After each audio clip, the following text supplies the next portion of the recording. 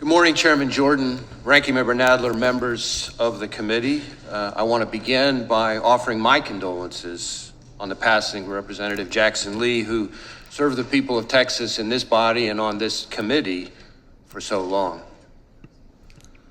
Thank you all for your support of our efforts to protect the American people and uphold the Constitution. I am proud to be here today representing the 38,000 special agents, intelligence analysts, and professional staff who make up the FBI, men and women who every day work relentlessly to counter the most complex threat environment I've seen in my tenure as FBI director, maybe in my entire career in law enforcement.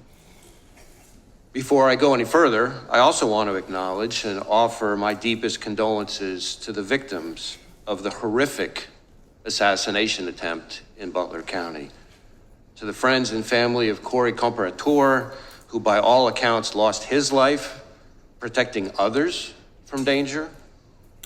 To the other victims, two of whom were critically wounded. And of course, to President Trump, former President Trump and his family. As I've said from the beginning, the attempted assassination of the former president was an attack on our democracy and our democratic process, and we will not and do not tolerate political violence of any kind, especially a despicable account of this magnitude. And I want to assure you and the American people that the men and women of the FBI will continue to work tirelessly to get to the bottom of what happened. We are bringing all the resources of the FBI to bear, both criminal and national security. Now, there's a whole lot of work underway and still a lot of work to do, and our understanding of what happened and why will continue to evolve, but we're going to leave no stone unturned.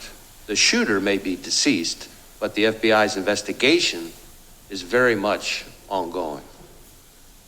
To that point, I also want to acknowledge that I recognize both the congressional and the public interest in this case and the importance of this investigation to the American people. And I understand there are a lot of open questions. So while the investigation is very much ongoing and our assessments of the shooter and his actions continue to evolve, my hope here today is to do my best to provide you with all the information I can, given where we are at this point. I have been saying for some time now that we are living in an elevated threat environment. And tragically, the Butler County assassination attempt is another example, a particularly heinous and very public one, of what I've been talking about. But it also reinforces our need at the FBI and our ongoing commitment to stay focused on the threats, on the mission, and on the people we do the work with and the people we do the work for. Every day, all across this country and indeed around the world, the men and women of the FBI are doing just that, working around the clock to counter the threats we face. Just in the last year, for example, in California, the FBI and our partners targeted an organized crime syndicate responsible for trafficking fentanyl, meth, and cocaine all across North America. We charged the Mexican-based suppliers who brought the drugs into the United States, a network of Canada-based truck drivers who delivered the drugs, and the distributors in the United States who spread the poison into our communities. Staying on threats emanating from the border, I have warned for some time now about the threat that foreign terrorists may seek to exploit our southwest border or some other port of entry to advance a plot against Americans. Just last month, for instance, the Bureau and our Joint Terrorism Task Forces worked with ICE in multiple cities across the country as several individuals with suspected international terrorist ties were arrested using ICE's immigration authorities.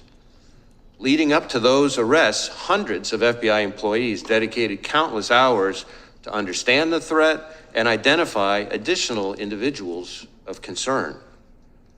Now, the physical security of the border is, of course, not in the FBI's lane, but as the threat has escalated, we're working with our partners in law enforcement and the intelligence community to find and stop foreign terrorists who would harm Americans and our interests.